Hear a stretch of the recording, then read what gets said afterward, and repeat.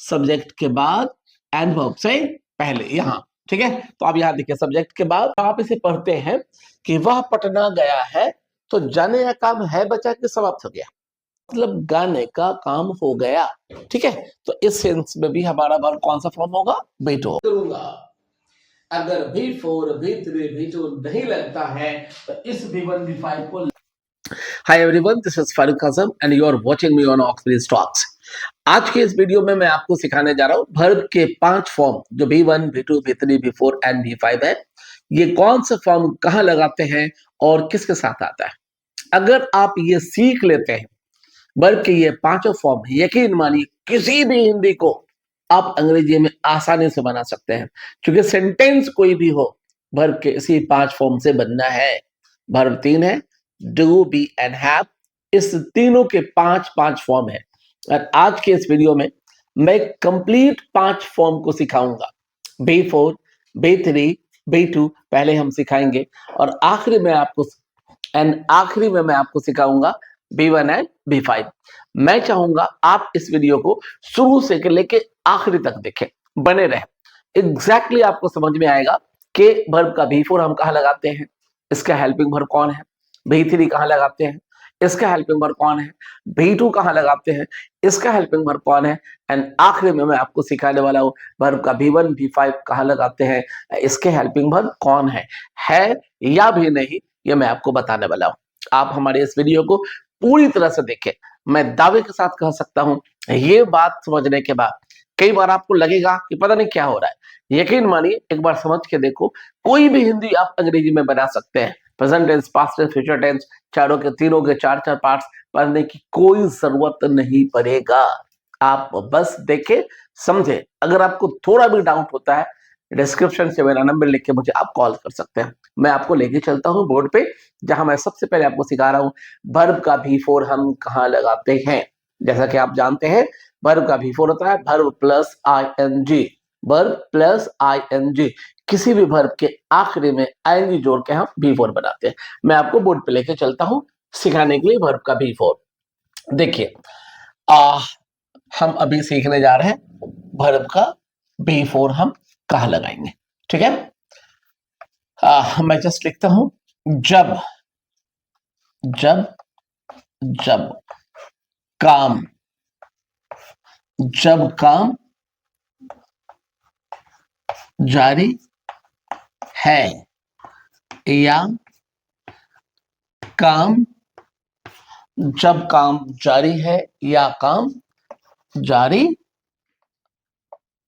जारी था, तो हम वहां B4 लगाएंगे। मतलब कि अगर आप किसी सेंटेंस को, अगर आपको कोई सेंटेंस मिलता है और आप उसे ट्रांसलेट करना चाहते हैं तो आप क्या करेंगे, इसे पढ़िए और अगर पढ़ने से ये अगर फील करा रहा है कि काम जारी है या काम जारी था, तो वर्ब का कौन सा फॉर्म लगाएंगे? B4। B4 के सिर्फ यही यूज है जब काम जारी है या काम जारी था। सेंटेंस को पढ़ने से ये क्लियर हो जाएगा कि काम जारी है या काम जारी था, तो हम B4 लगाएंगे। मैं इसे एक एग्जांपल से आपको समझाता हूं। जैसा कि आप जानते हैं अपना फॉर्मूला है subject plus verb plus object, यही एक फॉर्मूला है।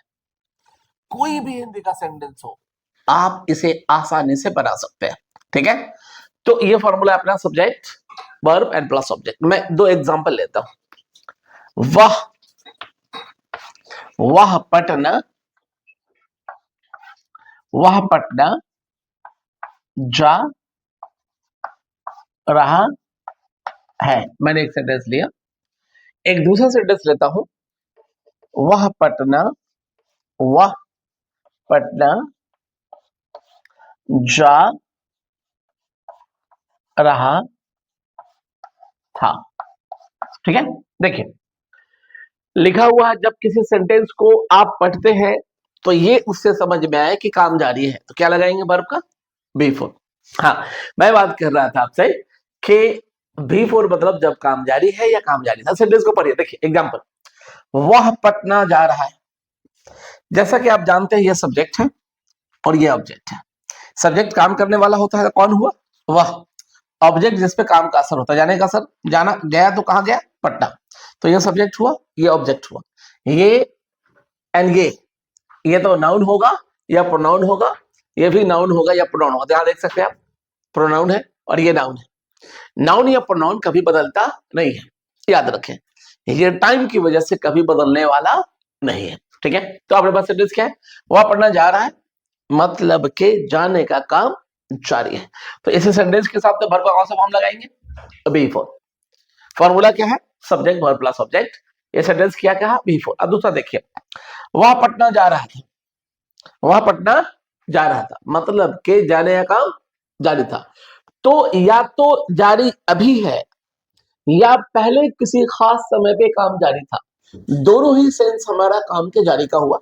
तो हम यहां लगाएंगे वर्ब का, इस सेंस में भी हम बी फोर लगाएंगे। आप कहेंगे सर पास्ट टेंस में काम जारी है, मतलब काम जारी था, मतलब अभी तो नहीं हो रहा है, ये पहले की बात है, अभी तो खत्म हो गया होगा। तो you are right, actually past tense में जो हम लोग बिफोर बात करते हैं उसका कारण है कोई भी काम पहले किसी खास समय में उस वक्त हो रहा था। जैसे मैं एग्जांपल देता हूं, कल जब मैं घर पहुंचा, कल जब मैं घर पहुंचा मेरी वाइफ खाना बना रही थी। तो मेरे पहुंचने के वक्त मेरी वाइफ खाना बना रही थी, ठीक है। अब ये सवाल आता है कि उस वक्त काम क्या हो रहा था, तो उस वक्त काम जारी था, तो इसलिए पास्ट में भी जारी हो सकता है। तो वह पटना जा रहा था, कब जा रहा था, कल जा रहा था, कब, जब मैंने उनसे मिला, कुछ भी, तो किसी खास समय में काम जारी था। तो ये भी हमारा वर्ब का कौन सा फॉर्म देगा, बी फोर मैंने लगा दिया। सब्जेक्ट बदलेगा नहीं, ऑब्जेक्ट बदलेगा नहीं, और ये काम जारी है, इसलिए दोनों ही सेंटेंस में लगा बी फोर। अब हम लोग इसे ट्रांसलेट कर देते हैं, वह पटना जा रहा है, तो सब्जेक्ट हमारा ही, उसके बाद डायरेक्ट बी फोर है, वर्ब, वर्ब क्या है, जाना, ये हमारा वर्ब है। तो जाना, तो गो, एनजी लगेगा, सो ही सब्जेक्ट, गोइंग कहां जा रहा है, पटना, तो टू पटना। अब कहेंगे सर टू कहां से आ गया, ये प्रीपोजिशन है, फॉर्मूला में लिखा नहीं जाता है, लेकिन आएगा या नहीं आएगा ये सेंटेंस डिसाइड करता है, ठीक है। तो इसका सेंस होता है के तरफ, मुंह से आवाज आना के तरफ जरूरी नहीं है। ही गोइंग टू पटना, वह पटना जा रहा है। दूसरा सेंटेंस बनाइए, वह पटना जा रहा था, सब्जेक्ट क्या है हमारा, वह, तो क्या लिखेंगे, ही, राइट, ही। अब क्या चाहिए, वर्ब चाहिए, वर्ब क्या है, जाना। तो जाना की इंग्लिश क्या है, गो, एंड बी फोर तो गोइंग। कहां जा रहा था, तो पटना, टू पटना। जहां जाते हैं हम टू लगाते हैं, आते हैं तो फ्रॉम लगाते हैं। मैं बात कर रहा था, तो वह पटना जा रहा है, ही गोइंग टू पटना, वह पटना जा रहा था, ही गोइंग टू पटना। जो फॉर्मूला अपने क्या है, सब्जेक्ट वर्ब प्लस ऑब्जेक्ट। अब आपके दिमाग में एक सवाल आना चाहिए, और आ भी रहा होगा, कि वह पटना जा रहा है, ही गोइंग टू पटना, वह पटना जा रहा था, ही गोइंग टू पटना। तो एक कह रहा है वह पटना जा रहा है, और दूसरा कह रहा है वह पटना जा रहा था। दोनों के हिंदी में अंतर है, एक अभी पटना जा रहा है और एक पहले कभी पटना जा रहा था, लेकिन दोनों के अंग्रेजी में कोई अंतर नहीं है, दोनों का सेम है, he going to Patna, he going to Patna. तो आपको एक सवाल आएगा कि ऐसा कैसे हो सकता है, किसको हम है माने, किसको हम था माने, ये प्रॉब्लम है। तो बात ये समझ में आया, वर्ब का भी फोर कभी भी किसी भी कीमत पे वो अकेला काम नहीं कर सकता है। तो वर्ब का भी फोर जब भी आएगा, इसे क्या चाहिए, क्या चाहिए, हेल्पिंग वर्ब। ये वर्ब का बी फोर हेल्पिंग वर्ब के बगैर काम नहीं कर सकता है। और कितने तरह का हेल्पिंग वर्ब चाहिए, एक है वाला और दूसरा था वाला। तो बी फोर जब भी काम करेगा इसे हेल्पिंग वर्ब चाहिए, और हेल्पिंग वर्ब का जगह कहां होता है, सब्जेक्ट के बाद एंड वर्ब से पहले ये हेल्पिंग वर्ब का जगह होता है। तो बी फोर में सेंटेंस होता है वाला, हो वाला या उहू वाला, या सेंटेंस होता है था वाला, था, थे या थी वाला। तो बी फोर के पास जो हेल्पिंग वर्ब है हो हु में क्या है, इज, एम एंड आर। था में क्या मिलेगा, वाज और वर। ये एकदम फिक्स है, जब भी वर्ब का भी फोर आएगा और ये टाइम बताएगा, मतलब टेंस के दायरे में होगा, तो इसके है में इज एम आर होगा, एंड था में वाज वेर होगा। अब सवाल आता है कि हम इज कहां लगाएंगे, एम कहां लगाएंगे, एंड आर कहां लगाएंगे। तो देखिए, आई के लिए फिक्स है एम। सब्जेक्ट अगर सिंगुलर होगा तो इज लगाएंगे, सब्जेक्ट अगर प्लुरल होगा तो आर लगाएंगे। और मैं उम्मीद करता हूं आप सिंगुलर प्लुरल समझते होंगे। यहां सब्जेक्ट सिंगुलर होगा तो वाज लगाएंगे, एंड सब्जेक्ट अगर प्लुरल होगा तो वर लगाएंगे। और ये हेल्पिंग वर्ब कहां आएगा, ये हेल्पिंग वर्ब आएगा सब्जेक्ट के बाद एंड वर्ब से पहले, यहां। ठीक है, तो आप यहां देखिए, सब्जेक्ट के बाद और ये वर्ब से पहले कौन सा जगह होगा हेल्पिंग वर्ब का, ये होगा। तो हम क्या लगाएंगे, सब्जेक्ट सिंगुलर है तो क्या लगाएंगे, क्या लगाएंगे, इज लगाएंगे। अब अगर he is going to Patna, वह पटना जा रहा है, और यहां हम क्या लगाएंगे, चूंकि यहां है हमारा था वाला, तो सब्जेक्ट वह है, सिंगुलर है, तो क्या लगाएंगे, वॉज। तो हम क्या रखेंगे यहाँ पे, he was going to Patna. अब ये क्लियर हो गया कि वह पटना जा रहा है, he is going to Patna, वह पटना जा रहा था, he was going to Patna. इस तरह से आप एकदम क्लियर हो गए वर्ब के भी फोर से कि वर्ब का भी फोर हम सिर्फ तब लगाएंगे जब काम जारी है या काम जारी था, इसके अलावा इसका कोई यूज नहीं है। एंड वर्ब का भी फोर कभी भी किसी भी कीमत पे बगैर हेल्पिंग वर्ब के नहीं आ सकता है। हेल्पिंग वर्ब क्या आएगा, है में इज अमार, देख सकते हैं आप, अंथा में वॉज में। ठीक है, अगर सेंटेंस में होगा कि क्या वह पटना जा रहा है, तो अगर ऐसा होगा तो कुछ नहीं करना है, दिए गए हेल्पिंग वर्ब को, ये जो हेल्पिंग वर्ब है यहां से उठा के सिर्फ आप ये बाहर लेके आइए, is he going to Patna, और यहां से ये गायब हो जाएगा। इसे हम स्मॉल में लिख देते हैं। ठीक है, तो is he going to Patna, क्या वह पटना जा रहा है। इस तरह से आप क्लियर हो गए कि वर्ब का भी फोर आप देख सकते हैं, क्या वह पटना जा रहा है, is he going to Patna. तो आप क्लियर हो गए कि वर्ब का भी फोर हम सिर्फ तब लगाएंगे जब काम जारी है एंड काम जारी था। ठीक है, रहा है या नहीं है इससे फर्क नहीं पड़ता है। कई बार रहा होने के बाद भी काम जारी नहीं होता है, तो हम भी फोर वहां नहीं लगाएंगे। सेंटेंस को पढ़ेंगे, सेंस होगा काम जारी है तो भी फोर लगाएंगे। ठीक है, जैसे मैं एक सेंटेंस देता हूं, रहा है लेकिन भी फोर नहीं है। जैसे मैं मुंबई में रहा हूं, मैं मुंबई में रहा हूं, तो क्या ये भी फोर है, जी नहीं। इसका मीनिंग ये है कि मैं मुंबई में रहा हूं लेकिन अब कहां हूं, तो दरभंगा में हूं, मतलब मेरे रहने का काम जारी नहीं है। तो अब हम लोग सीखने जा रहे हैं वर्ब का भीतरी। मैं दिखाता हूं बोर्ड पे, चलिए। ठीक है, देखिए मैं लिखता हूं वर्ब का भीतरी हम कहां लगाते हैं। ठीक है, तो भीतरी है जब, जब किसी सेंटेंस को आप पढ़ते हैं और उससे यह समझ में आता है कि काम समाप्त हो गया है या काम समाप्त हो गया था, तो हम क्या लगाते हैं, भीतरी। ठीक है, देखते हैं हम लोग, जब काम समाप्त, काम समाप्त हो गया है, काम समाप्त हो गया है या समाप्त हो गया था। मतलब के वर्ब का भीतरी हम तब लगाएंगे जब किसी सेंटेंस को पढ़ेंगे और उसके पढ़ने से यह समझ में आता है कि काम समाप्त हो गया है या हो गया है या समाप्त हो गया था। मतलब काम समाप्त है और इसके साथ में है एंड था का होना जरूरी है। इसे एग्जाम्पल से समझते हैं। ठीक है, जैसे बीच में हो तो ज्यादा अच्छा होगा, लेकिन ये टच ना हो। हाँ, परफेक्ट। जैसे मैं एग्जांपल देता हूं, अपना फॉर्मूला क्या है, एक फॉर्मूला है, एन फॉर्मूला है, subject plus verb plus an object. मैं एक सेंटेंस लिखता हूं, वह पटना गया है, वह पटना गया है। सेंटेंस क्या है, वह पटना गया है, एक सेंटेंस है। ठीक है, समझ में आ रहा है, पक्का आ रहा है? ठीक है, दूसरा सेंटेंस क्या है, वह पटना गया था, वह पटना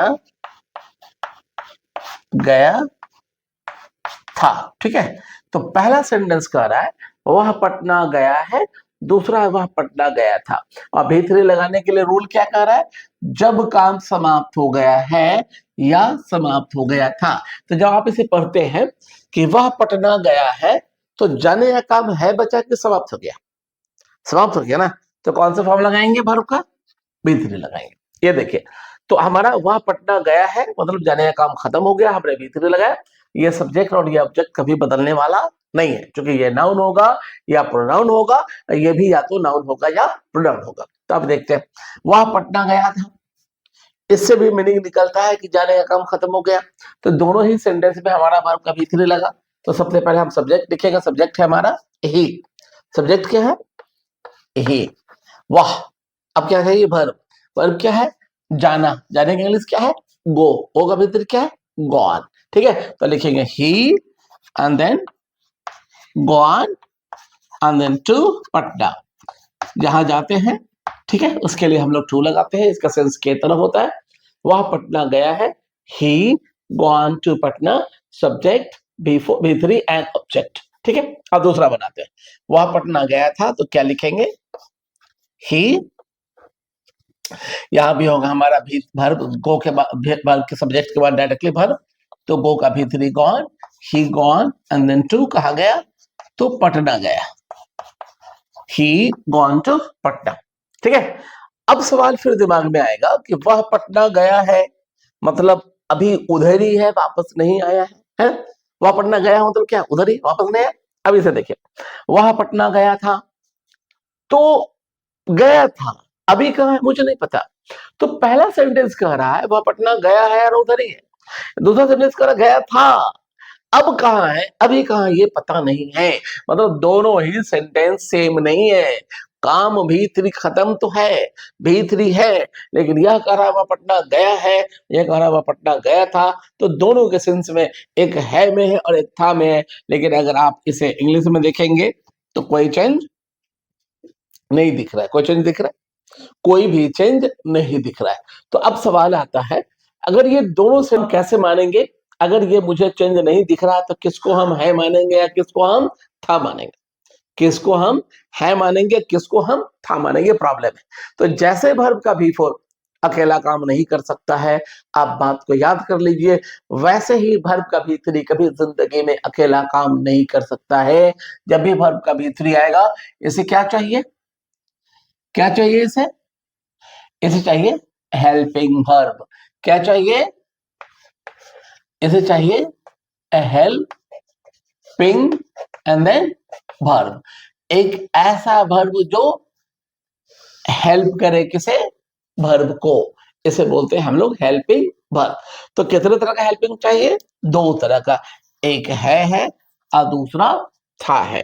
यहां देखिए, तो हेल्पिंग वर्ब चाहिए, सेंटेंस हो सकता है में है हो या हो या हो, या यहाँ क्या हो सकता है, था हो या थे हो या थी हो। ठीक है, तो आप कहेंगे सर भी4 में भी है हो था, यहाँ भी था थी है हो, लेकिन दोनों में अंतर है, वहां भी4 था यहाँ भी3 है। तो भी3 का हेल्पिंग वर्ब अलग है, वो क्या है, आप इसे याद कर लेंगे तो बेहतर होगा। तो भी3 का हेल्पिंग वर्ब क्या है, भी3 का हेल्पिंग वर्ब है हैज होगा या HAVE हैव होगा। और अगर था में भी3 के पास हेल्पिंग वर्ब क्या है, हैड है, एकदम फिक्स है, इसमें थोड़ा भी कोई चेंज कभी चेंज करने की जरूरत नहीं है। तो वर्ब के भी3 के पास हैज है, हैव है, और था में हैड है। तो जहां पे था है तो भी3 के हर था में हैड आ जाएगा, लेकिन यहाँ पे 2 है तो हम किसे कहाँ लगाएंगे। तो मैं आपकी जानकारी के लिए बता दूं कि ये जो हैज है, जब सब्जेक्ट सिंगुलर होगा, एक होगा, तो हैज लगाएंगे आई को छोड़ के। आई एक ऐसा वर्ड है जो खुद तो सिंगुलर है, लेकिन वर्ब कौन लेता है, प्लूरल वर्ब लेता है। समझ में आ रहा है, ठीक है। तो आई को छोड़ के हर सिंगुलर में हैज आएगा, और सब्जेक्ट अगर प्लूरल होगा तो क्या लगाएंगे, हैव। एंड अगर था होगा तो हैड। तो मैं बात कर रहा था कि सब्जेक्ट सिंगुलर होगा तो हैज, सब्जेक्ट प्लूरल होगा तो हैव। तो वह पटना गया है, तो हमारा सब्जेक्ट ही है, सिंगुलर है तो क्या लगाएंगे, हैज। तो क्या लिखेंगे, he has gone to Patna. और यहाँ सब्जेक्ट है, सिंगुलर है या प्लूरल है इससे कोई मतलब नहीं है। यहाँ पे था है तो क्या रखेंगे, he had, he had gone to Patna. इस तरह से बात क्लियर हो गया कि वह पटना गया है मतलब खत्म हो गया।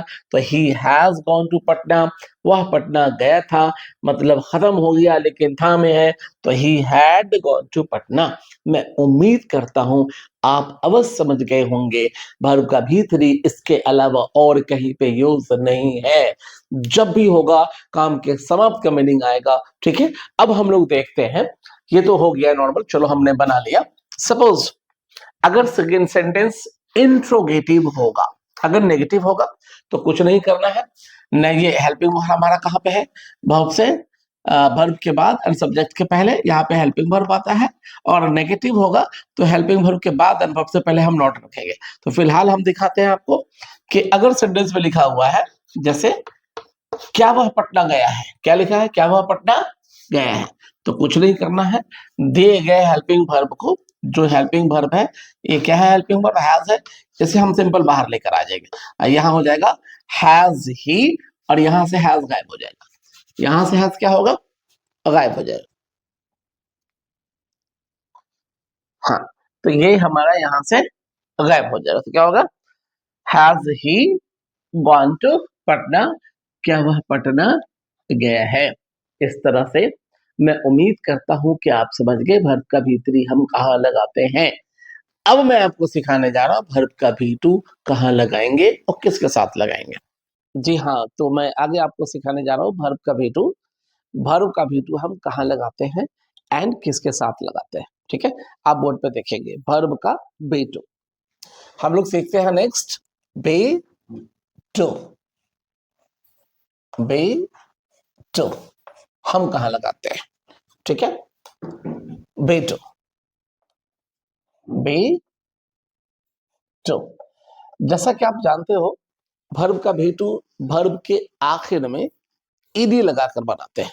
ठीक है, और ये जो वर्ब का भी है ये हम किस किस सेंटेंस में लगाएंगे, कब लगाएंगे, इसे मैं आपको सिखाने जा रहा हूं। मैं आपसे उम्मीद करूंगा आप इस वीडियो को कंप्लीटली देखें, समझने की कोशिश करें। कंप्लीट किसी भी हिंदी को आप अंग्रेजी में आसानी से बना सकते हो। देखते हैं हम लोग बी टू कहाँ लगाते हैं। जब, जब काम समाप्त हो गया, इसमें,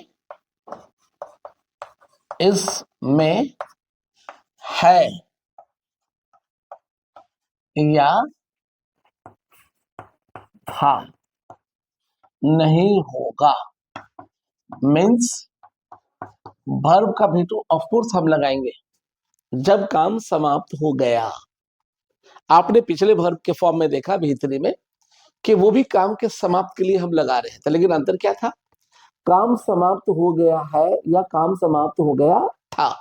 लेकिन यहाँ क्या है, काम समाप्त हो गया। तो वर्ब का भी एंड वर्ब का भी दोनों ही काम को खत्म के लिए लगाते हैं।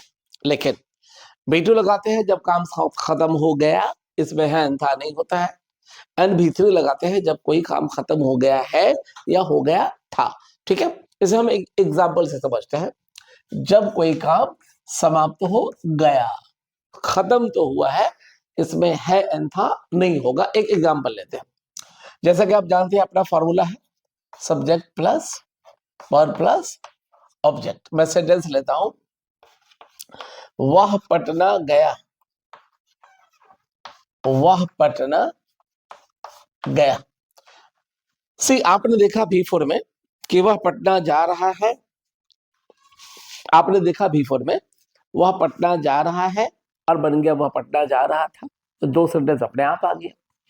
आपने भी3 में भी देखा वह पटना गया है, वह पटना गया था, क्योंकि भी4 और भी3 बगैर हेल्पिंग वर्ब के काम नहीं कर रहा था, तो हेल्पिंग वर्ब आके उसे है कर दिया, हेल्पिंग वर्ब आके उसे था कर दिया। लेकिन भी2 के पास ऐसा नहीं है, भी2 प्योर पास्ट है, इसके पास कोई भी हेल्पिंग वर्ब नहीं है तो हम इसका दूसरा सेंटेंस नहीं बना सकते हैं। तो क्या करेंगे, हम एक अलग से दूसरा एग्जांपल ले लेते हैं, जैसे राधा राधा गीत गाई। तो पहला सेंटेंस वहां पटना गया, मतलब काम खत्म हो गया, है था नहीं है, तो कौन सा फॉर्म लगाएंगे वर्ब का, बीटू लगाएंगे। जब आप इसे देखेंगे, राधा गीत गाई मतलब गाने का काम हो गया, ठीक है। तो इस सेंस में भी हमारा वर्ब कौन सा फॉर्म होगा, बीटू होगा। जैसा कि आप जानते हैं सब्जेक्ट और ऑब्जेक्ट नहीं बदलता है, ये नाम होता है। जैसे देखिए वह, ये प्रोनाउन है, पटना नाउन है, तो ये नाउन या प्रोनाउन होगा, ये भी नाउन या प्रोनाउन होगा, तो ये बदलेगा नहीं। सिर्फ बदलना किसको है, वर्ब का बीटू, वर्ब का फॉर्म बदलना है। तो इस सेंटेंस के हिसाब से बीटू लगा। मैं अगर इसे ट्रांसलेट करता हूं तो मैं क्या बोलूंगा, वहां पटना गया, सबसे पहले सब्जेक्ट तो हम लिख देंगे ही। जाने का इंग्लिश क्या है, गो, एंड गो का बीटू क्या होगा, वेंट। तो he went and then to Patna, he went to Patna, वह पटना गया, मतलब कि वह पटना गया, हमारा वर्ब बी टू गो का वेंट हो गया। तो ये पूरी तरह से मीनिंग को क्लियर कर दिया। बी टू को किसी भी हेल्पिंग वर्ब की कभी भी जरूरत नहीं है। अब हम लोग दूसरा सेंटेंस देखते हैं, राधा गीत गाई मतलब के गीत को गाने का काम हो गया, राधा गीत गाई मतलब के गीत को गाने का काम समाप्त हो गया, ठीक है। तो हम कौन सा फॉर्म लगाएंगे, बीटू लगाएंगे।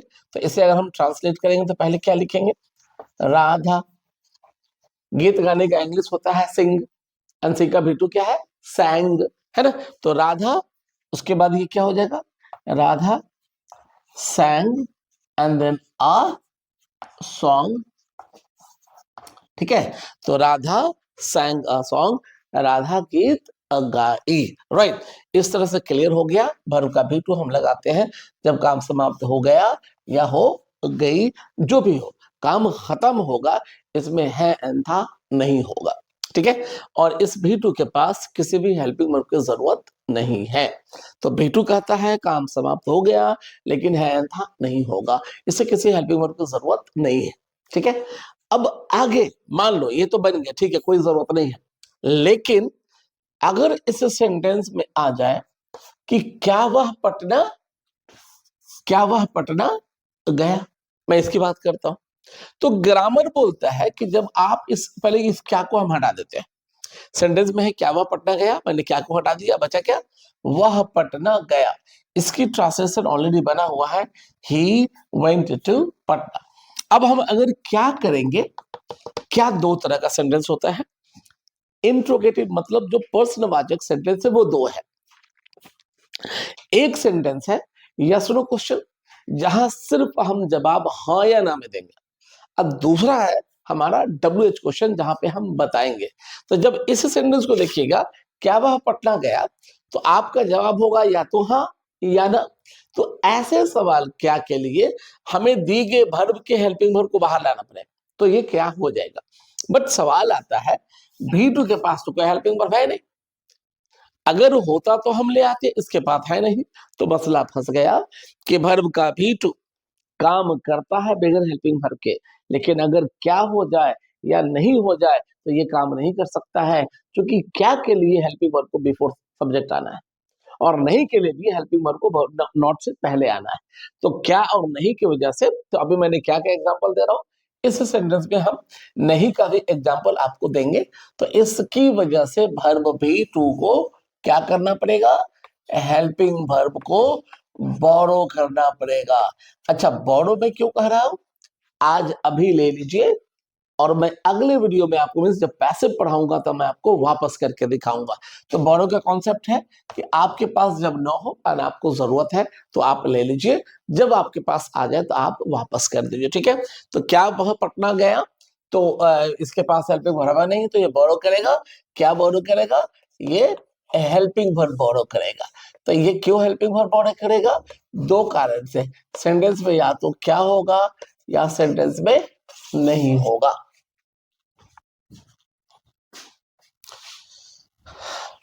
हाँ, मैं बात कर रहा था सेंटेंस में या तो क्या होगा या नहीं होगा। तो ये V2 को क्या और नहीं में कौन सा हेल्पिंग वर्ब मिलेगा, डिड मिलेगा। क्या मिलेगा इसे, डिड मिलेगा। तो अब डिड बना कहां से है, तो आप देख सकते हैं V1 डू होता है एंड V2 डिड होता है। तो डिड अपने आप में पास्ट है, तो ये जो डिड है वो अपने आप में पास्ट है। ठीक है, तो ये क्या की वजह से यहाँ पे क्या आ गया, डिड। तो डिड जब अपने आप में V2 है, पास्ट है, तो इसे दोबारा V2 बनने की जरूरत नहीं है, वो वेंट अपने वापस फॉर्म में जाएगा, ओरिजिनल फॉर्म में। मैं बात कर रहा था कि डिड आ गया तो ये वेंट जो है क्या बन जाएगा, गो बन जाएगा। तो did he go to Patna, क्या हुआ, पटना गया। अब मैं इस सेंटेंस को दिखाता हूं। यहां पे था कि राधा गीत,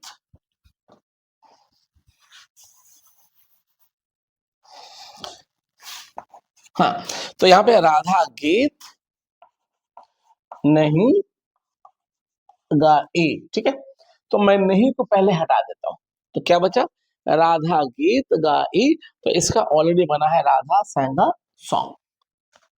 अब मैं इस सेंटेंस में नॉट लगा देता हूं। ठीक है, राधा गीत गाई, तो हमारा क्या बना, राधा, राधा, ठीक है, sang a सॉन्ग। नॉट जो वर्ड है वो एक्चुअली एडवर्ब है, नॉट एडवर्ब है, और ये जब भी आएगा ये वर्ब के पहले आएगा। ठीक है, तो ये वर्ब है हमारा sang, नॉट को आना है, तो यहां पे ये आ गया। ग्रामर कहता है उस वर्ब के पास नॉट का आना जो टाइम बताता है, तो वो अकेला नहीं आ सकता। जब भी नॉट आएगा उसे हेल्पिंग वर्ब चाहिए, वो उस वर्ब के साथ जो टाइम बताएगा। ठीक है, तो इस वर्ब के पास तो हेल्पिंग वर्ब है नहीं, और नहीं की वजह से ये नॉट आ गया। तो इस नॉट की वजह से इस वर्ब को फिर बोरो करना पड़ेगा। क्या बोरो करना पड़ेगा, हेल्पिंग वर्ब। क्या मिलेगा नहीं की वजह से, तो डिड मिलेगा। तो हम यहाँ पे क्या लिखेंगे, Radha did, Radha did not. अब ये हमारा पास्ट है, जैसा आपने यहां देखा कि जब ये डिड हुआ तो वर्ब क्या बना, B1 बना। चूंकि ये पास्ट हो गया तो ये दोबारा पास्ट नहीं होगा। तो यहाँ है राधा डिड, फिर ये पास्ट हो गया तो ये दोबारा पास्ट नहीं होगा, तो इसे हम प्रेजेंट कर देंगे और ये हो जाएगा Radha did not sing a song. इस तरह से ये बात क्लियर हो गया कि वर्ब का V2 हम जब भी लगाएंगे, सिर्फ लगाएंगे जब काम समाप्त हो गया, एंड वर्ब के V2 के पास ओरिजिनल में कोई हेल्पिंग वर्ब नहीं है। लेकिन अगर उधार लेना है स्पेशली, ठीक है, अगर ये क्या और नहीं हो जाए तो उसे उधार में मिलेगा। आप ये याद रखिए, डिड मिलेगा, और जब भी डिड आएगा वर्ब जो है वो अपने ओरिजिनल फॉर्म में वापस जाएगा और वो खुद V1 बन जाएगा। आप इसे देखिए, समझिए, और अगर आप चाहे तो आप नोट कर लीजिए। ठीक है, इनकेस अगर आपको कोई प्रॉब्लम होता है आप मुझे फोन करके पूछ सकते हैं, ये मेरा काम है, मैं आपको जरूर समझाऊंगा। तो मैं अब आगे आपको समझाने जा रहा हूं वर्ब का B1 एंड B5। ठीक है, वर्ब का B1 एंड B5 ये है B1 और B5, इसे हम कहाँ लगाते हैं। ठीक है, वर्ब का B1 और B5। पहले मैं आपकी जानकारी के लिए बता दूं, देखिए हिंदी का कोई भी सेंटेंस हो, वर्ब के पास सिर्फ 5 फॉर्म है, B4, B3, B2 and last में B1 एंड B5। आपने देखा B4 काम जारी है या काम जारी था, आपने देखा B3 काम समाप्त हो गया है या काम समाप्त हो गया था, और आपने देखा B2 जब काम समाप्त हो गया। अब सवाल आता है कि हम ये B1 B5 कहाँ लगाए, तो मैं आपकी जानकारी के लिए बता दूं, इसे अलग से पहचानने की कोई जरूरत नहीं है, इसकी कोई पहचान नहीं है। ये इतना यूज होता है कि इसकी कोई पहचान बताना बड़ा आसान नहीं होगा। तो फिर हम पहचानेंगे कैसे, जानेंगे कैसे, बस आप देखिए। देखिए जब मतलब कोई सेंटेंस आपको मिलता है, ठीक है, उस सेंटेंस में अगर B4, B3, B2 नहीं लगता है तो वहां हर हाल में B1 B5 को लगना पड़ेगा, क्योंकि वर्ब के पास इसके अलावा कोई और फॉर्म नहीं है। इसे हम बेहतर से बोल्ड पे समझते हैं। जब B4, B3 या B2, समझिए B1 B5 हम कब लगाएंगे, जब B4 B3 या B2 नहीं लगता है, नहीं लगता है, तो वहां सिर्फ एंड सिर्फ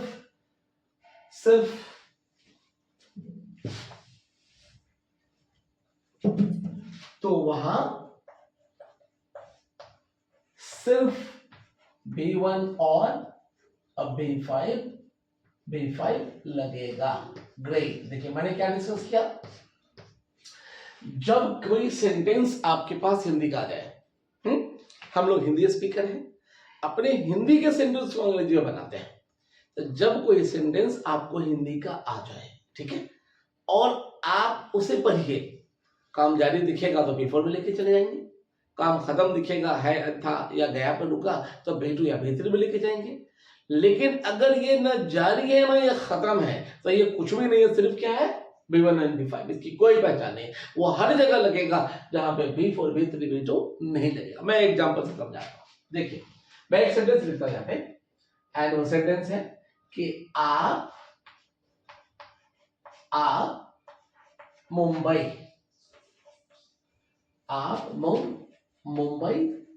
आप मुंबई चले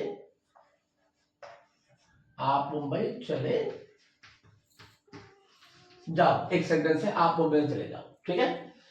एक दूसरा सेंटेंस मैं लिखता हूं यहां पे कि राधा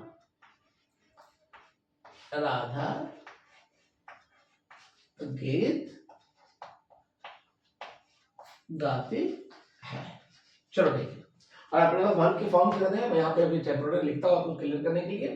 अपने पास वर्ब का फॉर्म है B4 B3 B2 B1 और B5, ठीक है। मतलब कि सेंटेंस कोई भी हो जाए, ठीक है, फॉर्मूला होगा अपना subject plus verb plus object, ठीक है। सब्जेक्ट वर्ब प्लस ऑब्जेक्ट अपना फॉर्मूला है। सेंटेंस लिखा हुआ आप मुंबई चले जाओ, या लिखा है राधा गीत गाती है। अब देखते हैं, हम लोग चेक करते हैं, क्योंकि ये तो बदलेगा नहीं, सिर्फ इसको बदलना है, और ये इसके पास ऑप्शन नहीं है। ये जो ऑप्शन है ना 5, वो भी 4 दिख रहा है, 1 2 3 4, हर हाल में हर कीमत पे सेंटेंस के पास सिर्फ यही ऑप्शन है। तो आप देखिए आप मुंबई चले जाओ, क्या अभी आप जा रहे हैं? नहीं जा रहे हैं, नहीं जा रहे हैं, तो क्या B4 लगेगा? जी नहीं लगेगा, B4 को मैंने क्रॉस कर दिया। आप मुंबई चले जाओ, अब पढ़ के देखिए, क्या आप जा चुके हैं मुंबई? नहीं, ये सेंटेंस में ये मीनिंग नहीं निकलता है। आप मुंबई चले जाओ एक इंस्ट्रक्शन है, आप जा चुके हैं ये क्लियर नहीं है। अब दूसरा पढ़िए, आप मुंबई चले जाओ, ये कहता है काम जारी है, क्या ये काम जारी है? नहीं। ये कहता है काम खत्म है, क्या ये खत्म है? नहीं, काम ये खत्म नहीं है। B2 आप मुंबई चले जाओ, क्या आप मुंबई चले गए? नहीं गए, तो ये भी नहीं लगा। तो क्या मैं इसे चेक करूंगा? नहीं चेक करूंगा। अगर B4 B3 B2 नहीं लगता है तो इस B1 B5 को लगना पड़ेगा। तो हमारा पहला सेंटेंस का कौन सा फॉर्म आएगा? B1 और B5। चलिए दूसरा चेक करते हैं। राधा गीत गाती है या मैं आम खाता हूं, तो क्या मेरे हाथ में आम है? मैं आम खा रहा हूं? नहीं। Am I right? तो राधा गीत गाती है या मैं आम खाता हूं, तो क्या मैं अभी खा रहा हूं? नहीं खा रहा हूं। ये एक इंफॉर्मेशन है जो मैं आपको दे रहा हूं कि हाँ राधा जो है उसे गीत गाने आता है, जब जब मौका मिलता है तब तब गाती है। तो राधा गीत गाती है, इससे ये क्लियर पता नहीं चलता कि काम जारी है तो B4 खत्म, ये पता नहीं चलता कि काम खत्म है तो B3 खत्म, और ये पता नहीं चलता कि काम हो गया तो B2 B खत्म। तो फिर क्या इसे चेक करेंगे? नहीं चेक करेंगे। ये सेंटेंस और ये सेंटेंस दोनों में हमारा कौन सा वर्ब चला गया? B1 और B5। अब सवाल आता है B1 B5 को अगर मैं अंतर करूं कि B1 हम कहां लगाएंगे और हम B5 कहां लगाएंगे? दो फॉर्म है, तो मैं आपकी जानकारी के लिए बताऊं, B1 जो है वो असल में प्लूरल फॉर्म है। कौन सा फॉर्म है? प्लूरल फॉर्म है। अब B5 जो है वो कौन सा फॉर्म है? वो है सिंगुलर फॉर्म। तो हम ग्रामर कहता है, एक चैप्टर है सिंटैक्स, जिसके तहत ये कहा गया कि सब्जेक्ट का वर्ब के साथ एग्रीमेंट होता है। उस एग्रीमेंट के तहत ये कहा गया है कि सब्जेक्ट सिंगुलर होगा तो वर्ब भी सिंगुलर आएगा, एंड सब्जेक्ट प्लूरल होगा तो वर्ब भी प्लूरल आएगा। लेकिन आई एक ऐसा वर्ड है अकेला जो खुद तो सिंगुलर है लेकिन वर्ब प्लूरल लेता है। ही सिंगुलर है तो गोज होता है, लेकिन आई सिंगुलर है लेकिन गो होता है। ये एक्सेप्शनल है, इसे ग्रामर के रूल से अलग रखा गया है। तो बाकी हर सब्जेक्ट सिंगुलर में हमारा सिंगुलर है तो V5 आएगा, एंड प्लूरल है तो V1 आएगा। एंड आपने देखा यहाँ पे कि हमारा दोनों हिंदी सेंटेंस V1 V5 लेके जा रहा है। अब हमें डिसाइड करना है, इसे हम ट्रांसलेट करते हैं। हम लोग इसे अब ट्रांसलेट करते हैं। तो हमें सबसे पहले सब्जेक्ट चाहिए। सब्जेक्ट कौन है? आप। तो मैं लिख दूंगा यू। उसके बाद हमें कौन चाहिए? वर्ब चाहिए। तो वर्ब में भी दो फॉर्म है, V1 V5। तो यू क्या है? You as a word plural है, तो जब भी यू आएगा ये आर लेगा, इज या कोई भी अदर सिंगुलर फॉर्म नहीं ले सकता है। तो V1 V5 में कौन लेगा? ये V1 लेगा, क्योंकि V1 हमारा प्लूरल होता है। तो आप मुंबई चले जाओ, तो हम जाने का हमारा वर्ब होता है गो। गो का V1 ही वो ही V1 है। तो क्या लिखेंगे? You go. कहाँ जाओ? To Mumbai. You go to Mumbai, मतलब आप मुंबई चले जाओ। इस तरह से हमारा पहला सेंटेंस बन गया, आप मुंबई चले जाओ, यू गो टू मुंबई। अब मैं दूसरा सेंटेंस बनाता हूं, राधा गीत गाती है। ठीक है, तो हम लिखेंगे सबसे पहले सब्जेक्ट है हमारा राधा, तो हमने लिख दिया राधा। अब चाहिए हमें वर्ब, और वर्ब है हमारा गीत गाना। ठीक है, अब हम डिसाइड करेंगे V1 की V5। तो राधा सिंगुलर है तो वर्ब सिंगुलर होगा, सिंगुलर वर्ब V5 होता है। तो क्या लिखेंगे? राधा गीत गाने का इंग्लिश सिंग होता है, हम सिंग लिख के ऐसे लगा देंगे। अब ये V5 हो गया, राधा सिंग्स और सॉन्ग। इस तरह से आप बराबर समझ पाए कि वर्ब का V1 V5 हम सिर्फ तब लगाएंगे जब V4 V3 V2 नहीं लगता है। मैं एक फ्री में आपको सजेशन दूंगा, अगर आप चाहते हैं ग्रामर पे कंट्रोल करें, आप हमारे इस तरीकों को आप याद करके देखिए। मैं 500% गारंटी देता हूं, इतना आसान हो जाएगा कि किसी भी हिंदी को आप अंग्रेजी बना सकते हैं। आप इग्नोर करेंगे, V4 याद नहीं रहेगा, V3 याद नहीं रहेगा, V2 याद नहीं रहेगा, तो वैसे कंडीशन में फिर ये काम नहीं हो सकता है। आप पहले याद करें और फिर हिंदी के सेंटेंस को जो मिले तो उसको फील कीजिए। मैं 100% गारंटी देता हूं, कहीं भी आपको प्रॉब्लम नहीं होगा। अगर होता है तो आप मुझे कॉल करें, मेरे डिस्क्रिप्शन से आप नंबर ले सकते हैं, मुझे व्हाट्सअप कर सकते हैं, मैं जरूर आपके कॉल्स का या व्हाट्सअप का रिप्लाई करूंगा। ठीक है, आगे हम लोग देखते हैं कि अब ये V1 V5 के पास ये हमारा क्यों आया, हमने देखा। इसके हिसाब से सेंटेंस भी हम बना दिए, और V1 V5 को भी पता चला किसी हेल्पिंग वर्ब की जरूरत नहीं है। ठीक है, लेकिन सवाल आता है, मान लेते हैं यहाँ पे लिखा हुआ है कि क्या राधा गीत गाती है। आप गौर से देखिए, क्या है सेंटेंस? क्या राधा गीत गाती है। और ये वो क्या है जिसका जवाब या तो आप हाँ में देंगे या ना में देंगे। हाँ, ये वो क्या है जिसका जवाब आप हाँ में देंगे या ना में देंगे। मतलब कि यहाँ पे क्या चाहिए? हेल्पिंग वर्ब चाहिए, लेकिन इस वर्ब के पास हेल्पिंग वर्ब नहीं है। तो जैसे V2 के पास हेल्पिंग वर्ब नहीं था, क्या और नहीं की वजह से हेल्पिंग वर्ब उधार लिया, वैसे ही V1 के पास भी हेल्पिंग वर्ब नहीं है, एंड ये भी क्या एंड नहीं की वजह से उधार लेगा। That's fine. तो अब ये क्या लेगा? तो ये V1 V5 उधार लेगा। उधार में क्या लेगा? ये बोरो करेगा। तो क्या बोरो करेगा? ये बोरो करेगा हेल्पिंग वर्ब। क्या बोरो करेगा? हेल्पिंग वर्ब बोरो करेगा। ठीक है, कारण क्या होगा? कारण होगा सेंटेंस में क्या होना, एंड सेंटेंस में नहीं का होना। तो ये क्या नहीं की वजह से ये बोरो करेगा, और इसे मिलना क्या है? तो वेरी सिंपल है, V1 को बोरो में हेल्पिंग वर्ब डू मिलेगा, एंड V5 को बोरो करने में हेल्पिंग वर्ब डज मिलेगा। ठीक है, तो अब लिखना है क्या राधा गीत गाती है। राधा हमारा सिंगुलर है, इसलिए V5 लगा। तो V5 को हेल्पिंग वर्ब क्या मिलेगा? डज मिलेगा। तब हो गया डज राधा। तो जब ये ऑलरेडी वर्ब V5 का काम कर रहा है, ये डायरेक्ट वर्ब नहीं बन सकता है, ये क्या कर रहा है? ये इसे हेल्प कर रहा है, तो ये V5 हो गया। ये V5 हो गया, तो ये दोबारा V5 डज राधा, तो ये V5 हो गया, तो ये दोबारा V5 नहीं हो सकता है, इसलिए यहां से S गायब हो गया। तो क्या बोला, does Radha sing a song, मतलब क्या राधा गीत गाती है। तो मैं उम्मीद करता हूं आप समझ रहे हैं।